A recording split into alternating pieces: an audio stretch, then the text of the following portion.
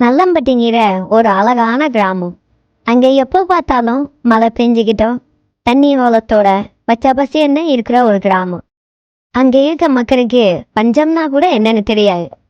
அங்க உள்ள விலங்குன்னா ரொம்ப மகிழ்ச்சியா சுத்திட்டு இருந்துச்சு. ஆனா மனிதர்கள் மரங்களை வெட்ட வெட்ட மரங்களும் குறைஞ்சிருச்சு. அந்த ஊர்ல மழை வர்றது நின்றுச்சு. ஊரே பாலைவனமா மாறி போச்சு. அதனால ஊர் மக்கள் ரொம்ப பாதிக்கப்பட்டாங்க.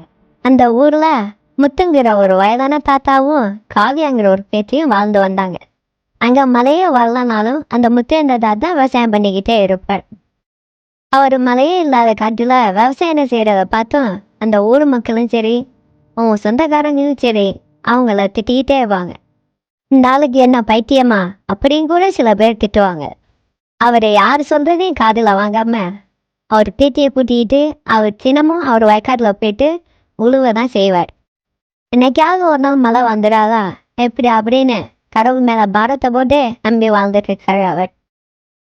அந்த முத்தையனுங்கிறது கடவுள் மேல ரொம்ப பக்தி கொண்டவர். அவர் பேத்தியை கூட்டிக்கிட்டு கையிலே அந்த கோயில போயிட்டு தியானம் பண்றதே அவர் ஒரு வழக்கமா வச்சிருக்கிறார். அவர் தியானம் பண்ணும்போதுதான் அவர் பேத்திக்கு ஒரு ஐடியா வருது. அந்த ஐடியாவை இன்னைக்கு நைட்டே தாத்தாட்ட சொல்லி ஆகணும் அப்படின்னு நினைச்சுக்கிட்டு அவங்களும் வீட்டுக்கு போயிடுறாங்க. தாத்தா, இன்னைக்கு நம்ம ஒரு கோயிலுக்கு போனோம்ல, அங்கே உள்ள சாமி என் கனவுல வந்து சொன்னிச்சு, நீங்கள் ஊர் முழுக்க மரங்களை நடுங்க, மரங்களை நட்டாரு வேலை வரும் அப்படின்னு அந்த சாமி என்கிட்ட சொன்னிச்சு தாத்தா. நம்ம ஊர் மக்கள்கிட்ட பேசி மரத்தை நடுறவளை நம்ம பார்ப்போம் தாத்தா. தாத்தாவும் பேத்தியும் ஊர் மக்கள்கிட்ட ஊர்த்தட்டா போய் சொல்றாங்க, இந்த மாதிரி நம்ம ஊரை சுற்றி மரத்தை வளர்த்தா மழை தானா வரும் அப்படின்னு சொல்றாங்க. மாதிரி மத்து சாமியே சொல்லிருச்சு, நம்ம ஊரை சுத்தி மரம் வளர்த்தாதா மழையும் வரும், மரத்தை வளர்க்குற வழியை பார்ப்போம். காவியா அவங்க தாத்தாவோட மூட நம்பிக்கையை வச்சு ஒரு ஐடியா பண்ணி ஒரு வழியா ஊர் மக்களையும் ஒத்துக்க வச்சுட்டா. ஏங்க, எனக்கு அந்த முத்தையா சொன்னதே உண்மைன்னு தாங்க தோணுதே. நம்ம மரம் வளர்க்க தோணுனாதான் நம்ம ஊரு செழிப்பா இருக்குங்க. வாங்க ஊர் மக்களை கூட்டிக்கிட்டு நம்மளும் போயிட்டு மரத்தை நடுற வேலையை பார்ப்போம். நம்ம ஊருக்கு மரத்தை நட்ட மழை ரொம்ப அவசியங்க. ஊர் மக்கள் எல்லாம் முடிவெடுத்து அதுக்கு ஒரு நம்பிக்கையோட குழி தோண்டி மழை நட ஆரம்பிச்சிட்டாங்க. ஒற்றுமே பலம் போல எல்லாரும் சேர்ந்து காடை உருவாக்க ஆரம்பிச்சிட்டாங்க.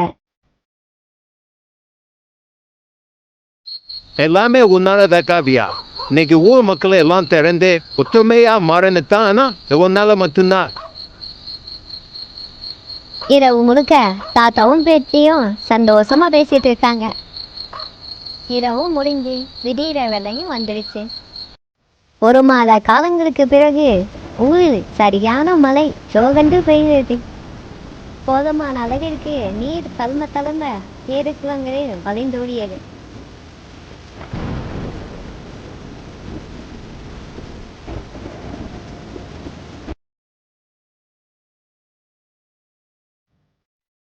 இவங்க பேச்ச இன்னைக்கு கேட்டனால்தான் இன்னைக்கு நம்ம ஊருக்கே மழை பெஞ்சிருக்கு.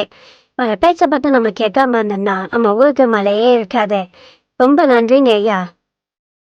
மழை பெய்ஞ்ச சந்தோஷத்துல ஊர் மக்களே ரொம்ப சந்தோஷமா இருந்தாங்க. ஊருக்கு தேவையான தண்ணியும் கிடைச்சிச்சு.